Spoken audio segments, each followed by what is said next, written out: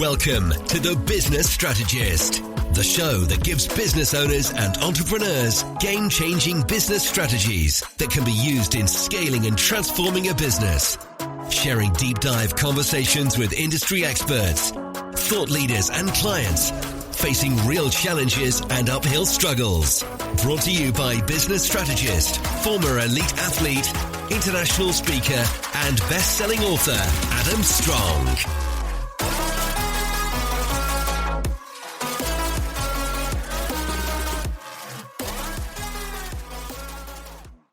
My dad works in B2B marketing. He came by my school for career day and said he was a big ROAS man. Then he told everyone how much he loved calculating his return on ad spend.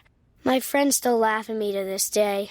Not everyone gets B2B, but with LinkedIn, you'll be able to reach people who do. Get a $100 credit on your next ad campaign. Go to linkedin.com/results to claim your credit. That's linkedin.com/results. Terms and conditions apply. LinkedIn, the place to be, to be. Are you struggling to raise investment while scaling your business? Well, today we have an amazing episode. A good friend of mine, Mr. Callum Lang, has decided that we're going to come back onto the show because we had such fun last time.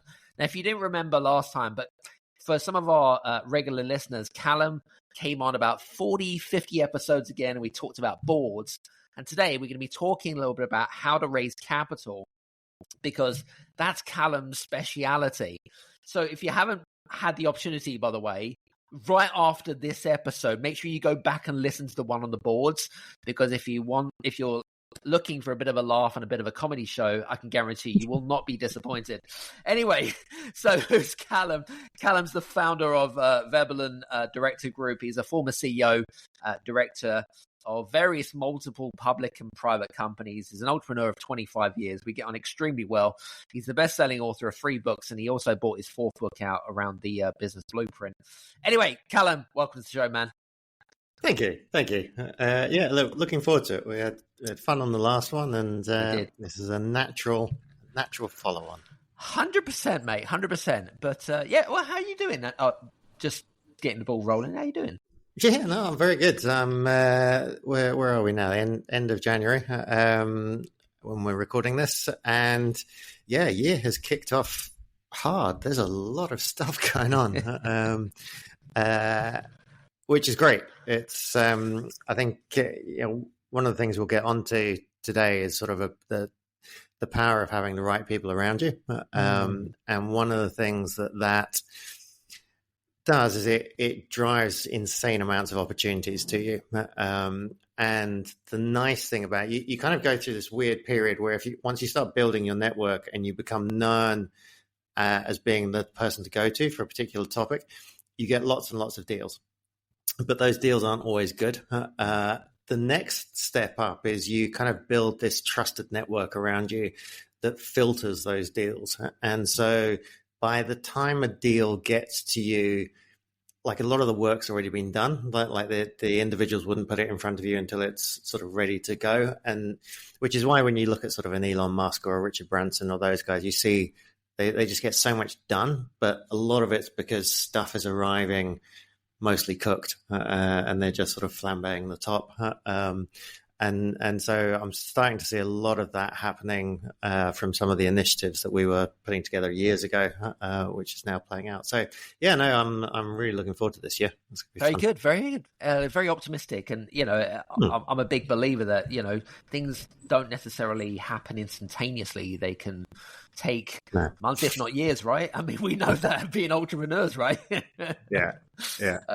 But cool. Well, what we're going to do, I feel like this will be a really good starting point, because, a lot of our listeners are businesses that want to scale. I don't know about you, but I feel like one of the key reasons why a lot of businesses are unable to scale is because they lack that capital investment. They lack that financial injection. Just kind of getting the ball rolling and jumping right into the deep end here, I'm just thinking, like, what are the key mistakes when approaching investors? You've been an investor yourself as well. I mean, you've sat on boards, you've sat on angels, what you look for, and it's like, oh, shit, not that again type of thing, right? Have you found any key mistakes that a lot of them make? Yeah, I mean it's a huge topic. I'm still on the visual of me sitting on angels, which I'm not. Not So that's literally. exactly how we phrase it, but yeah, I know what you mean.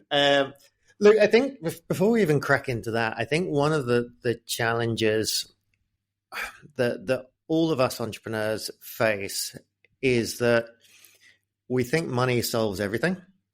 And oftentimes, actually, the constraints of not having money force you to do things a lot smarter.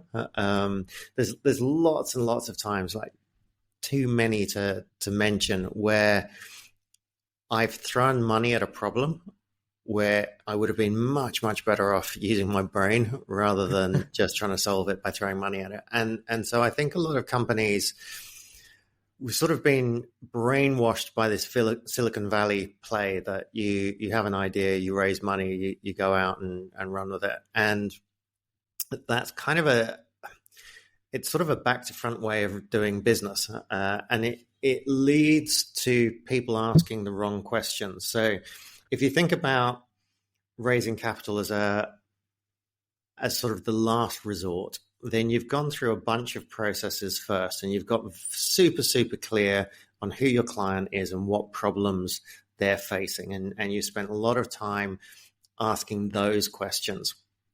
What I find with entrepreneurs that have kind of grown up idealizing the Silicon Valley model is they come up with an idea and then they ask questions about investment.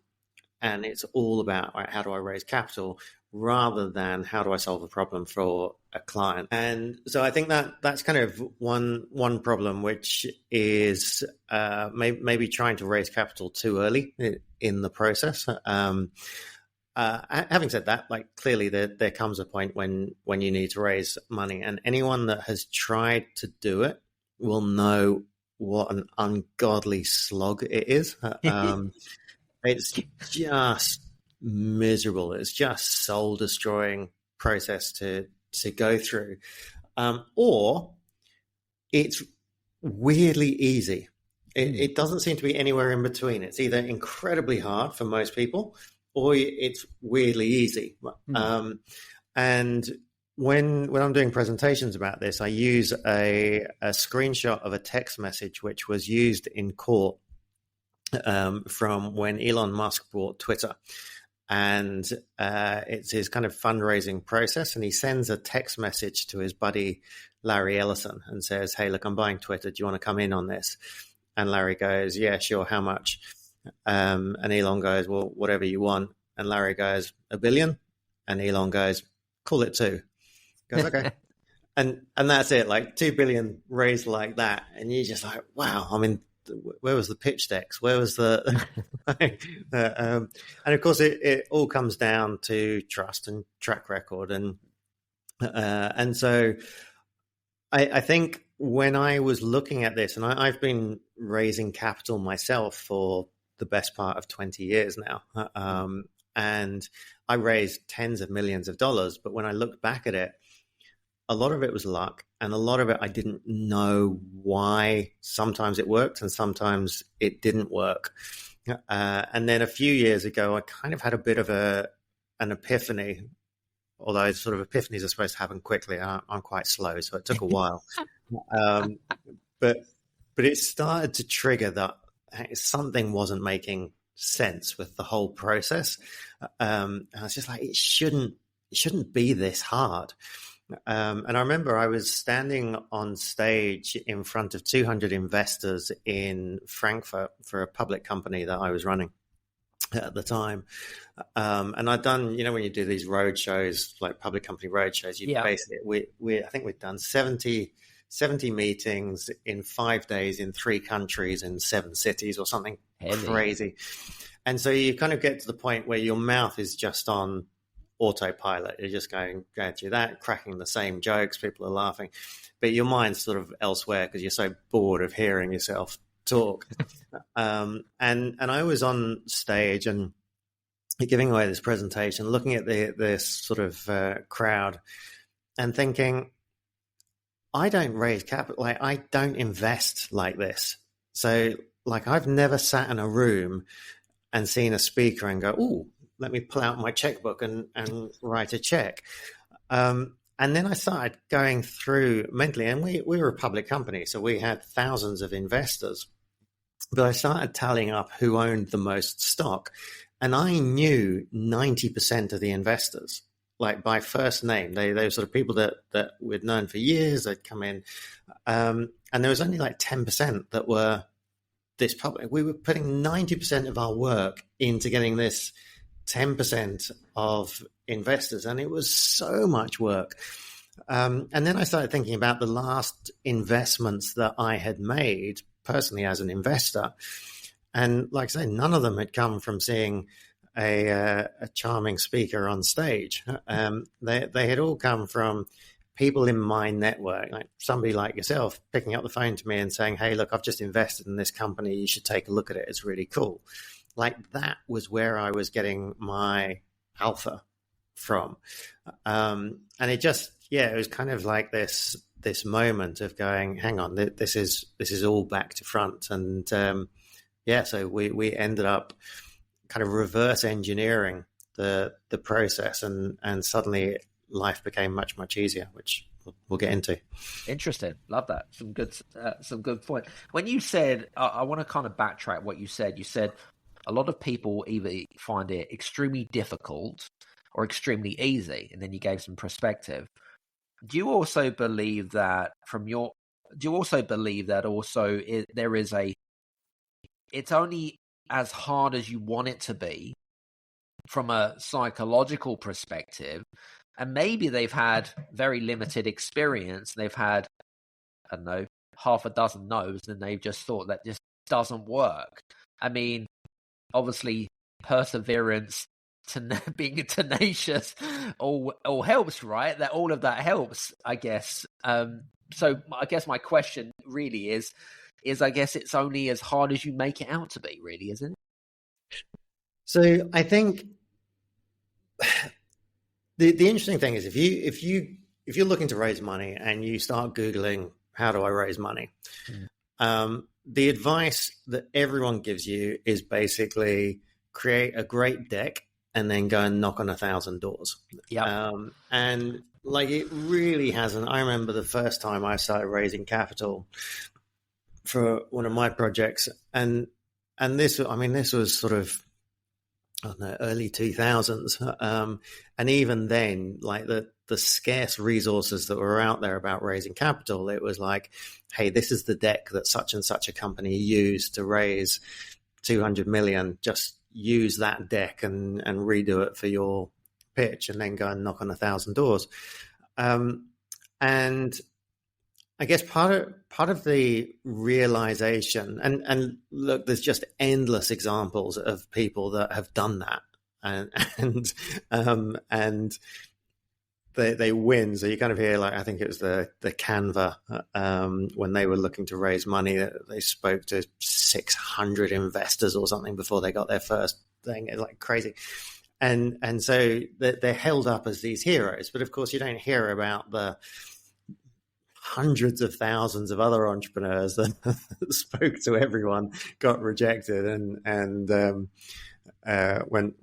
ended up working in McDonald's. It just doesn't make such a good story.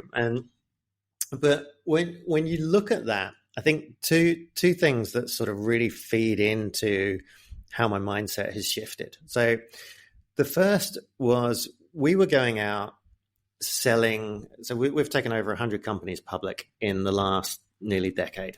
And up until relatively recently, what we would do is we would go out and say to investors, hey, you got a chance to get in pre-IPO, like last investment round before you go public, which used to be the highest return you could get as an investor if you got in as the last round. But the returns just weren't there. And we kind of tried to do everything right for the companies, and yet the returns still weren't there. And then we kind of pulled back and looked at all stock market returns over the last 50 years, and they're rubbish. Really, really bad. So basically what's happened is 50% of all public listings in the last 50 years have gone backwards. So they list at $1, and then they go backwards. So 50% of all listings are value destroying. In fact, almost all gains in the stock market come from less than 2% of companies. I think it's even less than 1% of companies. It's a tiny, tiny amount. And the reason for that becomes incredibly obvious. If you Google IPOs, everything in there, so initial public offerings, everything there is about how you exit through an IPO. So the founder wants to take cash off the table, so they want to go public. The staff that have been rewarded in these silly shares that they can't do anything with, they want to sell those shares and cash out. Early investors want to cash out. So on the one side, you've got this massive supply of stock. So as soon as you list, everyone tries to sell their stock. Everyone tries to run for the doors. On the other side, when you and I were kids growing up, when a company went public, it was really exciting. Like, it was big news. And you phoned up your stockbroker, as you did in those days, and you said, like, just get me some of that stock, like whatever you can get. And it was a really big deal. It was a really big deal because there wasn't much else out there. Like, ETFs weren't really a thing. Angel investing certainly wasn't a thing. So you just didn't have a lot of opportunity as an investor. In fact, if a big company didn't go public, the governments used to put pressure on big companies to go public, to try and share that growth with mum and pop investors. And so most of the advice around raising capital is all predicated on this idea that investors are queuing up, waiting for a good idea or a new business. But the reality is the biggest companies in the world are still growing at 25% a year and sitting on 100 billion in dry capital. Like, that's not supposed to be happening. The biggest companies in the world are supposed to be flat and paying dividends. Like, they're not supposed to still be growing like a startup, but they are. You've got ETFs, which is a $7 trillion industry now. You've got every man, woman, and child raising capital for a startup. As investors, we're just inundated with deals. Like, there's no shortage of deals. And this idea that we're sitting here with a checkbook just waiting for a great pitch, it's just nonsense. Like, it just doesn't compute. And yet all of the ideas and all of the kind of advice around raising capital is based on this idea that you've just got to find this investor. And so, that was sort of this one of the key ideas, that there's this just massive supply imbalance. It's just law of supply and demand. And so we stopped doing any pre-IPO fundraising. And instead what we did, which just seems so ridiculously obvious, is we went and talked to investors and we said, what do you want? like what investments are you actually looking for? As opposed to, hey, look, this is what we've built. Why don't you invest in it? And it sounds really obvious, because if you're an entrepreneur, the way we build businesses is we start with what the client wants and we work backwards. Like, nobody builds a better mousetrap and then hopes to find customers anymore. Like, Silicon Valley has taught us anything, it's that you iterate quickly. You get an idea out, you find out what problem you're trying to solve, you go out, you figure it out, and you test and test, and then once you get product market fit, you can scale. So as entrepreneurs, we know that you don't try and sell a car to somebody that wants a bicycle. Like, it doesn't make sense. Like, we wouldn't do it. And yet all of that goes out the window when it comes to raising capital, because we've built the car. So now we need to find somebody that wants a car. So we don't have conversations with investors saying, what do you want? We say, look at our shiny car. And so, you just get into this situation where we're trying to foist our ideas that we're very, very emotionally attached to onto investors, rather than trying to solve a problem for investors. And when you take that approach, the whole game changes. I think you made a really valid point there, and something that kind of spring to mind when you kind of said something just at the very end there, which is, why is that? That's kind of the big multi-million-dollar question. And the first thing that came to my mind was, desperation. It's kind of like, oh, I've got this investor or whatever it is, like I need to raise this money. There's this kind of sense of urgency. There's this kind of development of scarcity mindset that kicks in. Do you know what I mean? It's like, well, if I don't do this, then like, what am I going to do? Like, I've got to start from, you know what I mean? There's this kind of scarcity mindset. Have you found that to be quite common in the entrepreneurial world? And do you have any tips for people that need to really get over that? Yeah, I mean, look, it's also, if you haven't done, it's the same with selling a product. If you haven't done the research about what problem you're solving for your client, and and by the way, look, I made this mistake for years and years. Like my market research used to be to go and talk to my mates in the pub and say, hey, do you think this is a good idea? And they're nice mates. They'd always say yes. And I would say, would you buy it? And they go, yeah, definitely. And I go, brilliant. And I'd go and spend 6 months sticking all my money, time, and effort into building the product. And then I'd go back to them and they go, oh, it's not a good time. And I did that over and over and over again. Many entrepreneurs do. That's kind of our learning process. And the problem is, when you do that, then you become desperate because you need to pay salaries at the end of the month, and you're trying to sell. If you try to sell anything from a position of desperation, it's not good. And Daniel Priestley has a very good line around this, which is that buyers don't want what you want to sell. They want what other people want to buy. And so when it's exactly the same with investment, if you're selling stock, the first thing that investors want to see is who else has bought the stock. It's that kind of, it's a shortcut to, it's that kind of social proof that lets people down.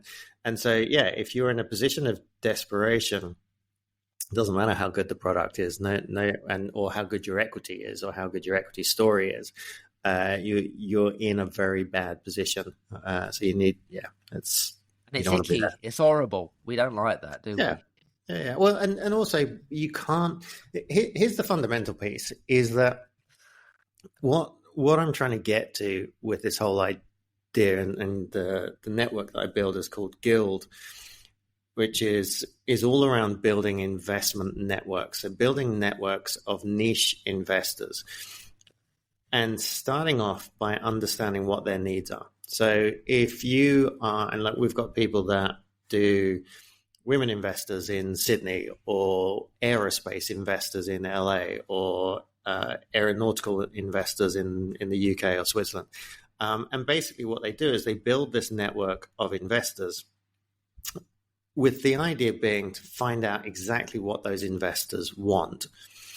And when you know what they want, it's then much, much easier to go and find them a deal that they want, or to change your product. So if I go back to my story, we had gone to all of these investors and said, hey, look, we've got this lovely public company, or a company that's about to go public. And then when we realized that wasn't giving good returns, we went to them and said, what do they want? And what they said to us was, what we really want is, we don't want the volatility that comes with small cap stocks.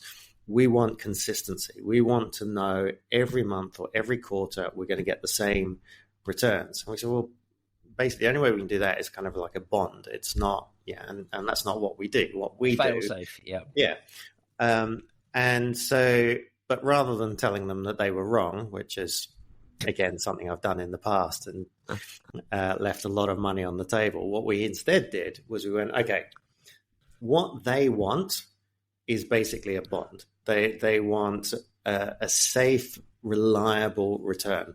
What we build is these public companies that create a lot of value, but they're volatile because they're in the stock market.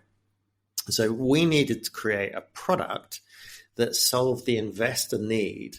So in effect, what we did is we created a 5-year bond that paid 15% a year, and then we used the capital behind the scenes to buy and trade stock in our own companies.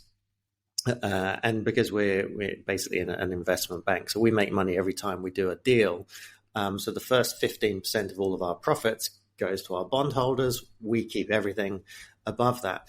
But what we had to do was we had to create that product. And basically, when we went back to our investors and said, okay, like, based on what you've told us, this is the new product, we're going to release a 10 million bond. And we had something like 18 million of requests in the first 24 hours for that 10 million. And then all of those people that couldn't get it said, look, this is great, but I want to give you more money, but I can't do it as basically a loan note to my mate Callum. We've got family offices, whatever. We need a regulated product. And so based on that, we created a regulated product under the Singapore Monetary Authority, $100 million fund, got 80 million of commitments straight away, like before we'd even launched it. And you just go, why on earth didn't I talk to investors first and ask them what they want and build what they want, rather than this idea of kind of building the company that you want and then trying to find the right investor at the right time with the right money. I think, but also I'll go back to what we talked about earlier, which is the whole kind of scarcity mindset. Because if we look at the economy, we look at world economics today, there's this general consensus, and again, maybe it's a mindset more than anything else, is that if the economy's doing shit, okay, it must mean that investors will tighten their purses, which means they won't splash the cash. Now, I don't know how true this is or not true or whatever it is, but you being an investor and sitting on all these boards and so forth, how true is this? And, again, let's address the elephant out the room there. Would you wear the same shoes for every occasion? Or rock the same outfit 7 days a week? Of course not. Your style is better with options. Your investments could be too. Cboe Index options give you access to various contract sizes, global trading hours, and potential tax advantages. That's a good look for any portfolio. If you're ready to invest in style, head to betterwithoptions.com. There are risks associated with Cboe Company products. Review the disclosures and disclaimers at cboe.com/US_disclaimers. Yeah, okay. So this is a conversation that myself and my business partner, Jeremy, have had a lot. My view is that most of the businesses playing at the level that we're playing at, we're small businesses. So anything like we start under 200 million is kind of where the small business world is. Using the economy is a really good excuse when things are going crap. And I've done it many times. Just as we use Brexit, as we use the solar eclipse, as we like whatever we can to or a meteorite or whatever it is, right? Whatever it is, anything that we can use as an excuse. But in reality, there's an element of that. I mean, I think the UK is perhaps the worst market in the world for talking itself into a recession at any given opportunity. But I think that the reality is that when you've got a good product, whether that's equity or a physical product or a service, and you understand the problem that you're solving and can create value for someone, then you can always sell it. There will always be buyers out there. What's really annoying when you use the economy as an excuse is that there's always some bastard company that's doing really well. And which just drives a huge hole through your excuse. So it's $1 million question, isn't it, mate? You know what I mean? Look, it has an impact. But I ran a conglomerate for a number of years that had construction companies and education companies and transport companies. And that was during the whole Brexit and then through COVID. And look, there was without question, and actually interestingly, was it before COVID or before Brexit, but there was that terrorist attacks in London. That was I remember. Yeah, there's always something that, and look, it does have an impact because you do have your clients that want an excuse not to make a decision will use whatever it is to not make that decision, and so there is a knock on. But equally, I think it probably gets used considerably more than it's actually the real impact. And I think my view on it is I can't control it. So why worry about it? Like, what I can control is how many people I speak to, and that's what I pitch them, and am I solving a problem? If you're sitting down with an investor, and you present your opportunity, you understand their problem, etc., and what they're looking for, and then if at the end of the meeting they turn around and said, "Oh, times are tough, the economy and things like that," like, how do you get around an excuse? Because it's like an excuse. It's like a kind of like a get out of jail free card. I don't really want to be in this fucking meeting anymore. So what's the best way to kill the deal type of thing? So I think the first thing is you don't want to be in those meetings, or you don't want to be going into those meetings in a kind of a supplicant mindset. So let me give you an example from the Veblen Direct program, which we were talking about last time, about how do you become a board member. And one of the bits of advice that we give is don't buy into the interview process. So somebody recommends you for a board position, and they say, okay, we'd like to interview you. Can you show up at this time and this date? And the board's going to interview you. I don't want to be in that interview position, because immediately it puts me on the back foot.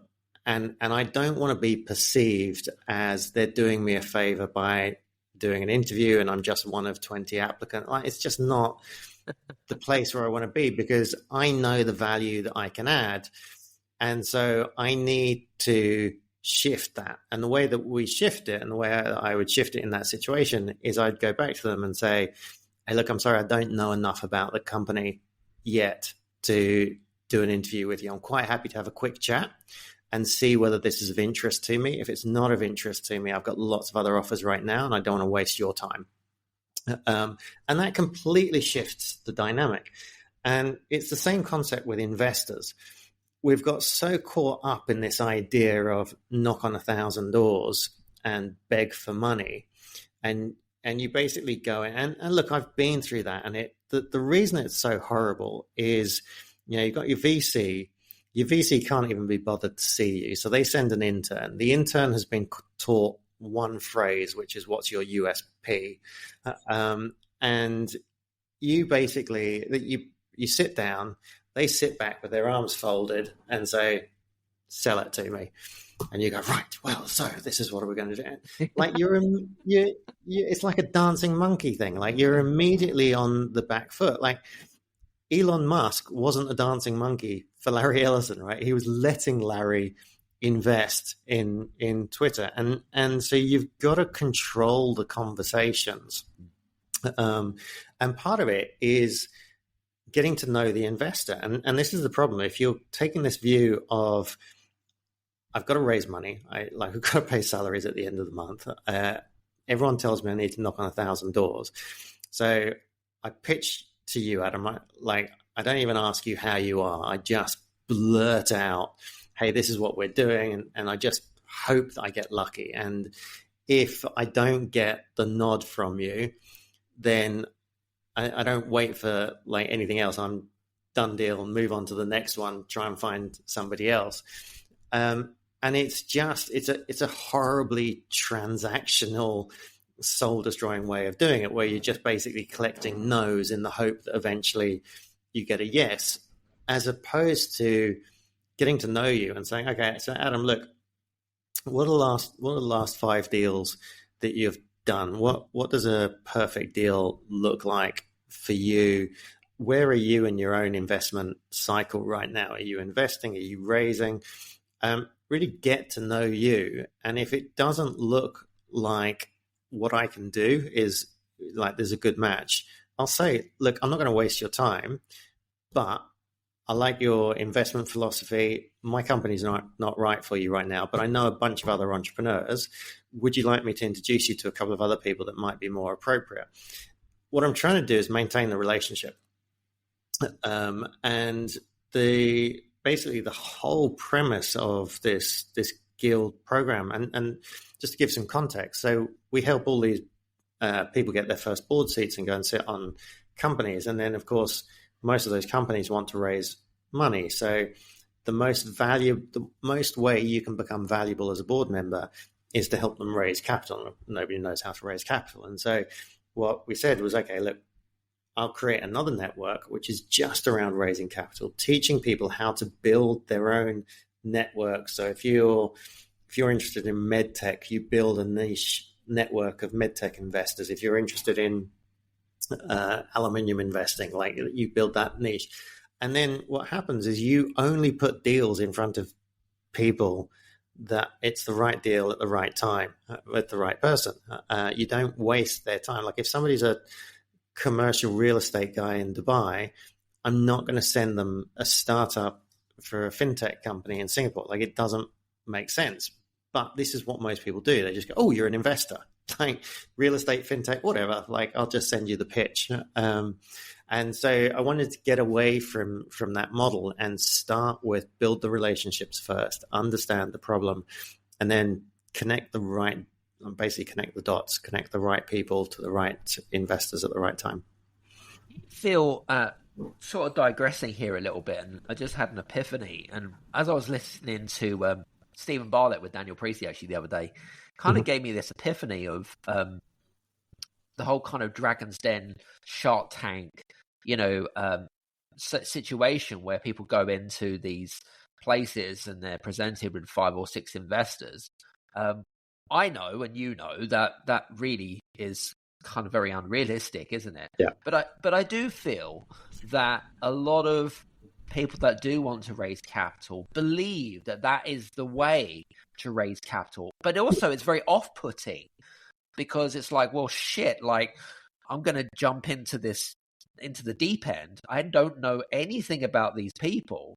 And I've got to now come from a place of, well, this is my opportunity. Do you want to invest in it? Which is what you're saying, the polar opposite to what you should do. Yeah.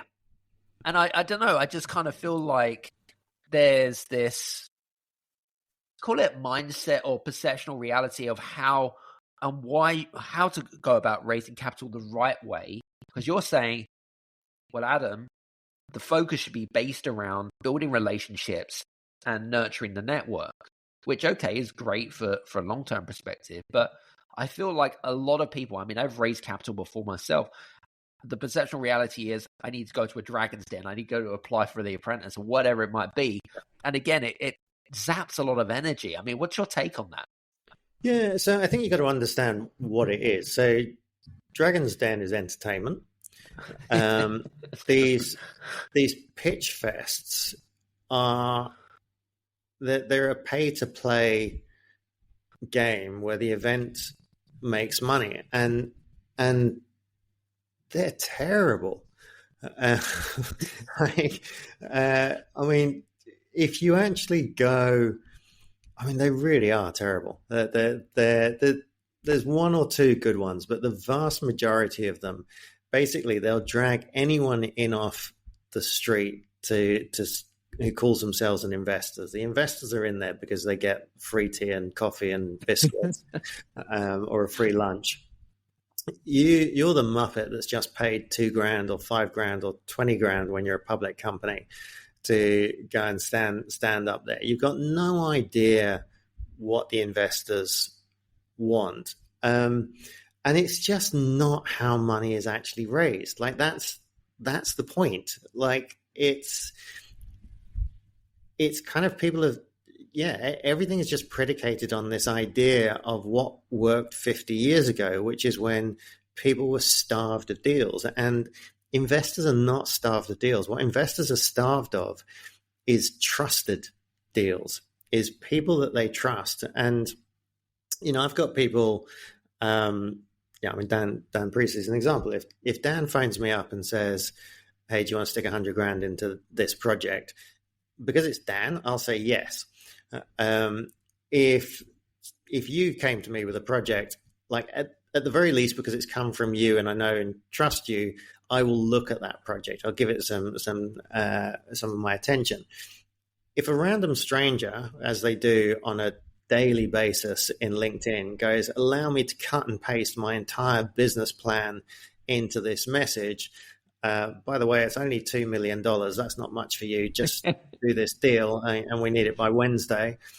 Like, it's not going to happen. And I think kind of, we do get into this state of desperation. We do tend to raise money because we need to pay salaries at the end of the month, and that's not the time. And so one of the kind of the first, I guess, big steps in my understanding of raising capital came about 10 years ago, and we may have actually touched on it last time, which is how I sort of started building advisory boards, which was what I realized was me going out and asking investors for money wasn't working. And so I built this advisory board around me and basically said, look, I can't afford to pay you anything. I'll buy you a coffee once a month. I just want your advice. I didn't want their advice. What I wanted to use was their credibility.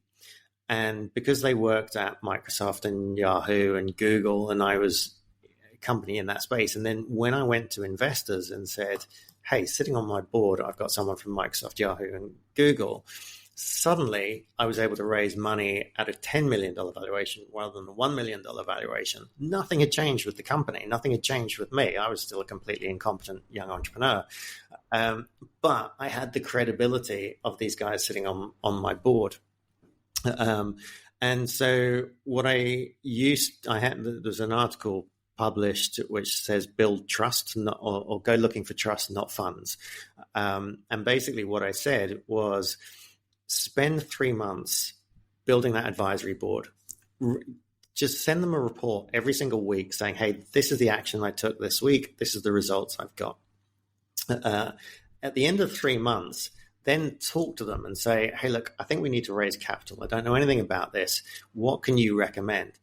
Now, there's a very strong chance that some of them will invest in you because now they've got to know you over 3 months and they've seen that you've delivered every single week, like you've been transparent with them, all of these things. You've built a trusted relationship.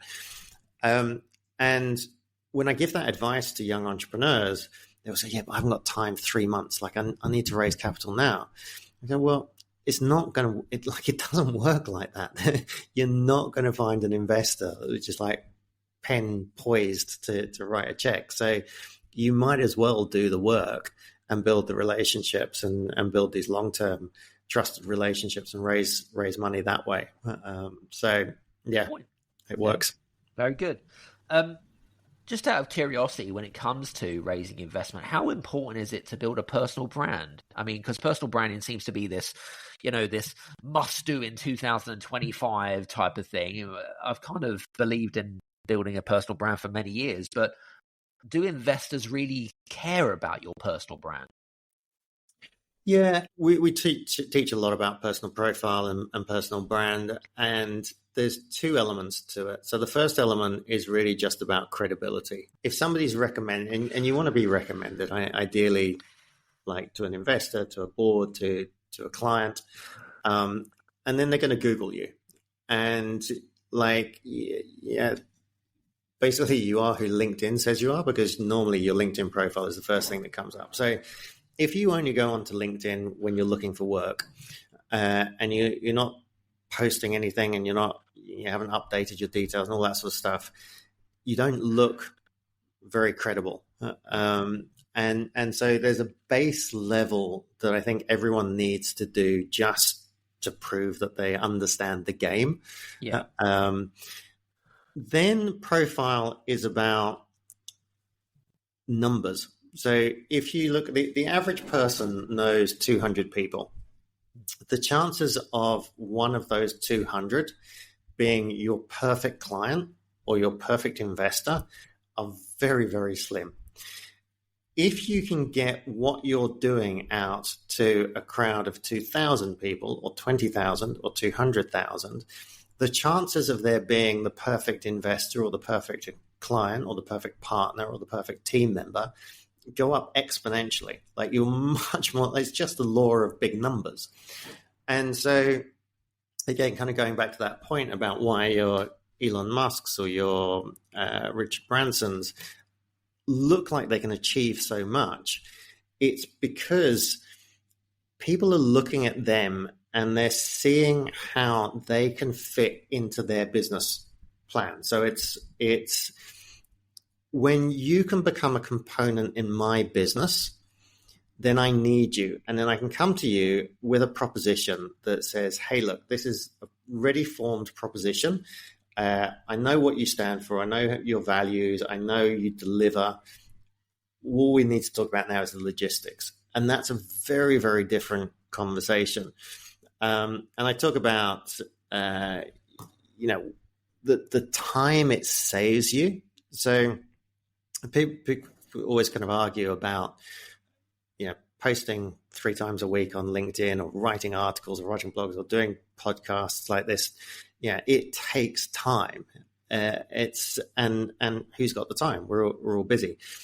But what I find is I don't do any meetings with people unless they've read a book, seen my posts, listened to a podcast. And it's, by the way, it's not that I say, right, I'm not going to meet you unless you've done this. It's that basically people come to me and they say, hey, I've read your book. I listened to you on this podcast. I've got this business opportunity. I'd like to discuss it with you. I can then have that meeting safe in the knowledge that we can get straight to logistics because I don't have to sell myself. Whereas I think, go back to when you were a young entrepreneur and you're having all of those coffee meetings with people and you're trying to convince them that you're a great person. And of course, you're the worst person to sell yourself. When your profile has done that, the trust's already there. You save yourself so much time. Yeah, it's so much more fun. It's a really, really good point. I think you made some really good pointers for a lot of people out there. Especially, I feel like a lot of entrepreneurs and founders are just out there working in their businesses, but actually not seeing the long-term gain that if they want to sell or they want to exit, what is the next part of the chapter of their life? What does it look like?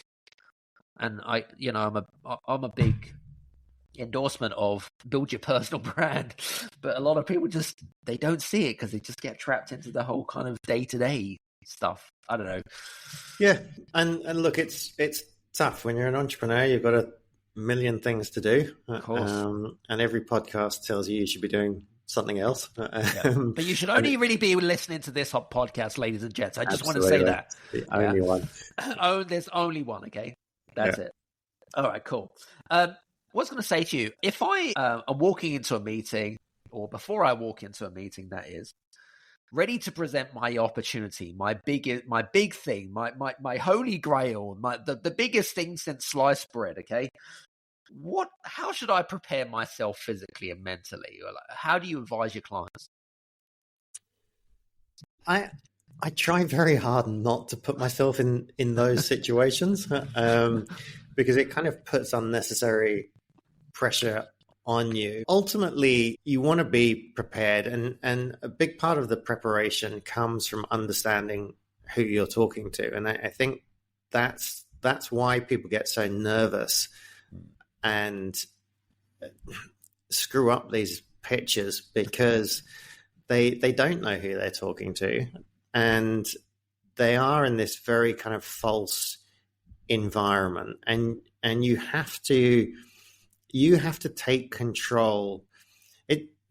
It's a sales conversation. Yeah. And whether you're on a phone call with somebody or in face to face with them, you have to take ownership of the game. And the whole system, the way it's set up now, is that you're not in control. You're basically one of 20 begging startups that are going that you're lucky enough to have been let in to see them. The partner will deliberately come in 15 minutes late just to let you know that you're really not that important. And 5 minutes into it, they'll ask you a question to derail you, and all of these kind of nonsense games that are being played, and what you need to do is take control of it.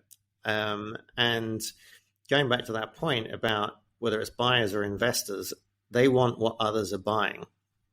And so, I'm a little bit off topic, but it's kind of relevant. Like if you've ever looked at, I think Tim Ferriss did some really good information about how he got onto the New York Times bestsellers list. And he's published everything he does, but it's a 12-month process of huge amounts of work, like hundreds and hundreds of conversations, full-time staff, getting these promotions ready, getting everything ready. Noah Kagan just did it with his book, like this podcast schedule. He had a year in advance building up to the launch of his book. And, we tend to look at that and go, oh, he released his book and it's a bestseller. It must be about the book. It's got nothing to do with the book. Like, it's all the work that was done behind. And if you look at any of the people that have raised money in crowdfunding,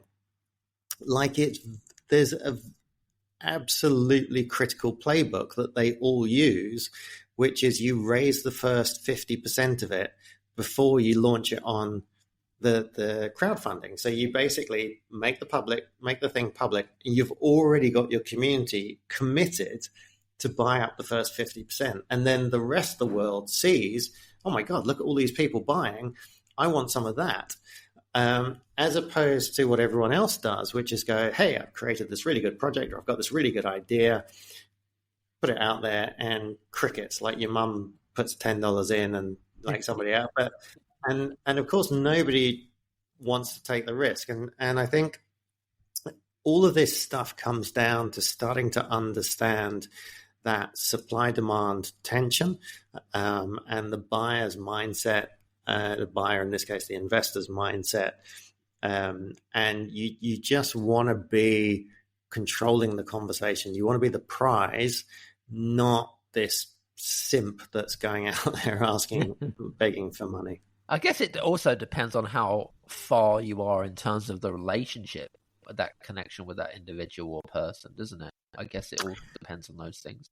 Yeah, but this is the thing. I think most people just don't have a relationship. Like that's and they don't know. Like this part of the kind of the understanding which led to Guild was I had spent 15 years probably trying to build a network of investors.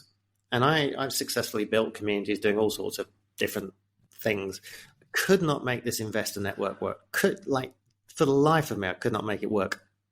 And what I realized was that investor is too big a word. Like, you've got the hedge fund manager, you've got the NFT collector, you've got the wealthy Premiership footballer, and the family office guy. Like, they've got nothing in common at all other than the word investor in their profiles. And so what does work is when you put together family offices, when you put together the NFT guys, when you put together the real estate guys in Dubai, because now they've got something in common beyond just in investing. And so I think just that step of starting to understand what investors are, where they are in their cycle, what are the problems that they've got, and try and position your business as a solution to the problem that they currently have. Love it.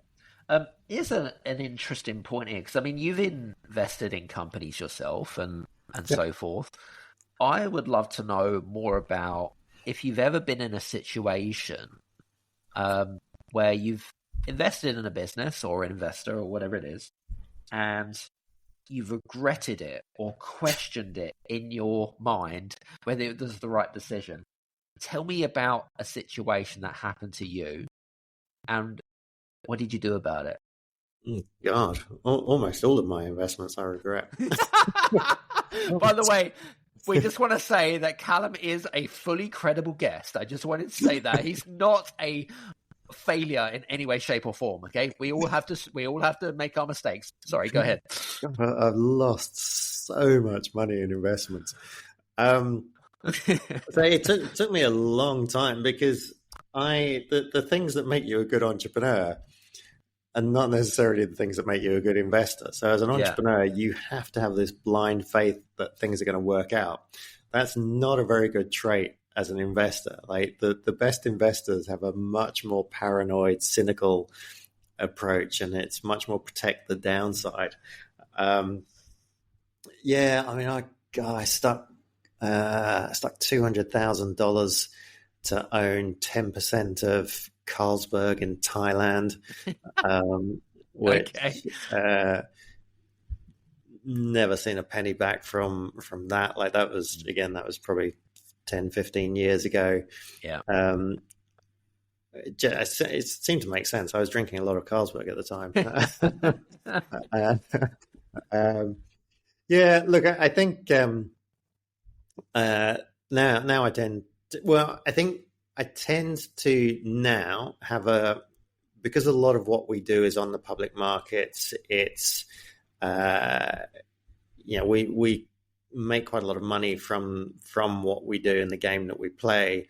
Most of my investments now are pretty dull, and I kind of go for stuff that I really don't have much interest in, but that's quite deliberate. And then I have a play pot, which is for fun projects, and I lose almost all of it because I like betting on fun stuff. But I mean, part of the reason why, so for years I had no startups or early stage. So on my LinkedIn profile, I said investor, but no startups, no early stage. And partly it was because I love that space. And I find new startups fascinating. Like, so somebody would come to me with a new technology. I go, oh, that's so cool. It might be cool, but it doesn't make it a good investment opportunity. And I would invest too much of my time. It wasn't really the money. It was the time that I was getting excited by that business. And so when the biggest improvement in my investment was when I said, I'm not going to invest in any startups or early stage. I only work with companies now that are doing over $1 million in EBIT. And it's basically at that point, the market has already proven the model. Like I'm not making bets at that point. It's a much more safer approach. Not as much fun, but better returns. It's just interesting because when you listen to podcasts like this, they always talk a lot about from the perspective of the business or the entrepreneur trying to raise capital. What they don't talk about is the fuck ups and the mistakes that the investors make and how that creates and it has a knock on effect to what they do further on down the line. Does that make sense?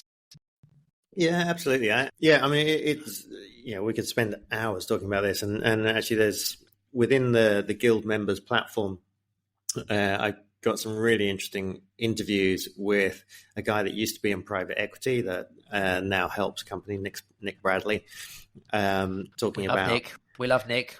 We love Nick. Big out Nick. Yeah, talking about some of the problems that private equity faces and the challenges that they have, which are now becoming really quite public. I mean, me and him have been talking about this for years, but that's one thing. I've got a fascinating interview with a guy called Ron Diamond talking about the challenges that family offices have. And there's been this huge explosion in family offices. A lot of entrepreneurs have kind of thought, well, family offices that's who I should be talking to. So this is basically high net worths that put together an investment team for their money. And it's much more attractive than venture capital because venture capital has to put a lot of pressure on you to smack it out of the park, whereas a family office can be a bit more relaxed, kind of tend to have a 10, 15-year timeline. But family offices are making tons and tons of mistakes and losing loads of money at the moment. The other thing, like basically the rule number one of a family office is don't lose money. Like that's it. That's rule number 1, 2, and 3 is don't lose money. And so if you're a startup and you're going to try and pitch to a family office, like being a startup, you're used to thinking in terms of what venture capitalists want. So you're going, right, so we're going to get 1% of the market and we're going to do this, we're going to do that. And that's what VCs want to see, because they're making this 1 in a million bet on you that you're going to become a unicorn. You try and do that pitch in front of a family office and they're going to go, well, I've got no interest in that. What I want to see is, I don't care about the upside. What I care about is the downside. Like, how am I going to get my money back? Is it safe? And so again, it just comes back to this idea of like understanding investors and investors. Venture capital. So talking about people losing money, venture capital as an industry has underperformed the S&P 500 for every year apart from 2. So 98 and 99, they outperformed the S&P 500 quite spectacularly. So the dot-com bubble. Every other year, they've underperformed. Wow. By a long way. And if you look at the entire industry, all of the profits in VC sit in about the top 1 to 2% of venture capital companies. So almost every venture capital company on the planet is not profitable. Wow. And yet they position themselves as the smartest people in the room. Like, so you're an entrepreneur, you go begging to them, and they're like, well, we speak to all these companies, your company's never going to make it, we're not going to invest in you. You go, well, hang about, you're not even profitable. Like, why am I listening to you? It's fascinating once you start to look into this stuff. Interesting, love it. I guess because we're coming towards the end of our conversation, and the first thing that sort of came to my mind, especially from an investor's perspective, was how can we reduce or eliminate risk when it comes to I mean, it's kind of the $1 million question, really, isn't it? But I suppose let's take it a little bit further. Rather than saying how do we eliminate risk, because investors don't like risk, they like certainty, we know that. How can we proactively minimize and soften so that we can kind of get what we want out the end of it, if that makes sense? Yeah, it's the most boring answer ever, which is diversification. Ultimately, there's a reason why everyone talks about diversification. Yeah. There's a brilliant, there's a guy called Ben Carlson. He does this every year. He creates a map of assets, what have gone up, what have gone down, and he calls it a quilt, and it's basically, here's real estate, here's commodities, here's small caps, here's large caps, here's bonds, and it's just all over the place. Like, from year to, there are no trends. Like, it's just all over the place. Investing's hard, and ultimately the reason why everyone says diversify is that real estate might be having a run for a few years, but it's not going to last forever. It's or crypto or whatever else. So and look, when you're, so I think the other thing is whether you're looking to make money from investments or whether you're looking to protect your money. And that has a lot to do with where you are financially and where you are in your journey. If you want to make money, then making large bets on crypto. So we always used to talk about volatility and small caps and small micro cap stocks. And I would always say to investors, look, before you even think about this, are you okay with volatility? And they would go, oh, yeah, I'm fine with volatility. What they meant was they were fine with volatility that went up. It was the volatility that went down that they invariably had problems with.